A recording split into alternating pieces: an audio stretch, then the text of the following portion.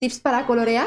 Lo de hoy os va a encantar, porque si vuestros colores no os terminan de convencer, es muy fácil pasar de esto a esto. Y aunque no está mal y depende del estilo, el día de hoy vamos a olvidarnos de los negros y de los blancos para hacer luces y sombras. Y vamos a aprender a escalar. Es muy común que cuando coloreamos apliquemos un color y luego utilicemos otro base en sombra y otro en brillo dentro del mismo valor de tono. Pero ¿qué pasaría si nosotros escalásemos y descendiésemos en el círculo cromático? Es que si utilizamos los colores cercanos y colindantes dentro del círculo, uno abajo y otro arriba para sombrear y colorear, nos dará tonos mucho más profundos. ¿Y a qué se debe esto? Os voy a explicar un poquito de teoría del color.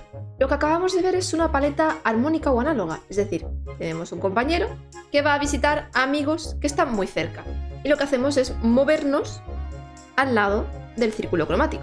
Por otro lado, si nuestros amigos estuviesen enfrentados, lo que vamos a hacer es contrastar.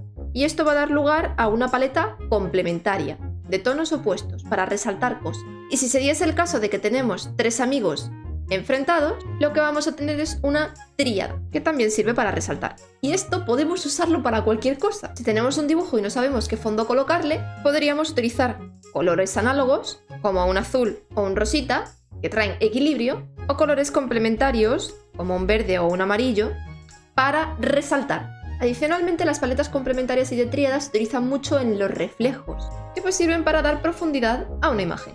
Al final del día, lo ideal es crearte una paleta y saber determinar si lo que quieres es contrastar, hacer que una cosa destaque, o armonizar y crear un balance dentro de la imagen. Y pues eso sería todo. Espero que le hayáis perdido un poquito más el miedo al color. Decidme en los comentarios qué queréis ver a continuación y nos vemos en el próximo vídeo. ¡Chao, chao! ¡Hasta luego! ¡Buen fin de! ¡Bye!